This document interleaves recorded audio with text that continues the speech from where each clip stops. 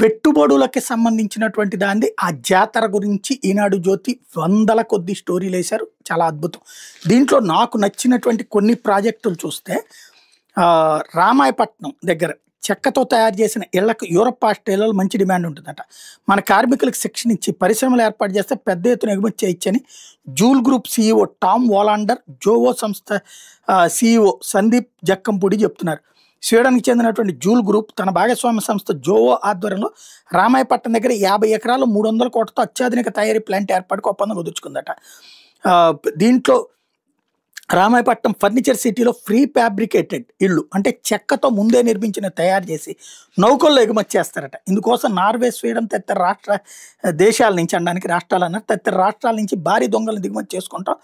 ఒక్కో నౌకలో 20 నుంచి 30 ఇళ్ల విడిభాగాలను పంపచ్చు. వాటిని ఇక్కడ ఇల్లుగా బిగిస్తారు.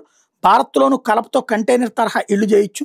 తలుపులు, కిటికీలు, సోఫా, కుర్చీలు, మంచాలు, టేబుల్స్, ప్యాకింగ్ మెటీరియల్ తదితరాలు తయారు చేస్తాం. ప్రత్యక్షంగా పరోక్షంగా 20-30 వేల మందికి ఉపాధి కల్పిస్తామని చెప్తున్నారు. ఇది ఒక మంచి ఆలోచన. ఈ సక్సెస్ అయితే కనుక ఇండియాలో కూడా కట్టించుకుంటారు. ఏముందంటే ఇప్పుడు అదేది కంటైనర్ ఇల్లే తీసుకుంటున్నప్పుడు చెక్కతో తయారు చేసింది తీసుకొచ్చి మనకు సంబంధించినటువంటి పొలంలో పెట్టుకోవడానికి ఈజీగా ఉంటుందంటే కాదంటారు. కాకపోతే చెదలు పట్టకుండా ఉండాలి. ఎందుకంటే మన వాతావరణాల్లో వాటర్ వలన చెదలు పట్టే అవకాశం ఉంటుంది. అట్లా కాదటువంటి చూడాలి. ఇదే కాకుండా మరొకటి విశాఖపట్నం ఇంజనీరింగ్ కాలేజీలో పలు స్టాళ్ళు ఏర్పాటు చేస్తే అందులో రోబోటిక్ కెఫే ఉంది.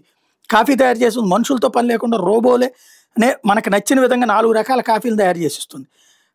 ఐజాక్ ఈ సంస్థకి నిర్వాహకులు చెప్పినటువంటి ప్రకటన ఇదొకటి బాగుంది, చాలా బాగుంది అనిపించింది. అదే సందర్భంలో ఏదైతే సోలార్ వేఫర్లు ఇవన్నీ మామూలుగా జరుగుతున్నాయి రాబోయేటటువంటి రోజులు, ఈ 2 మాత్రం స్పెషల్గా అనిపించినాయి.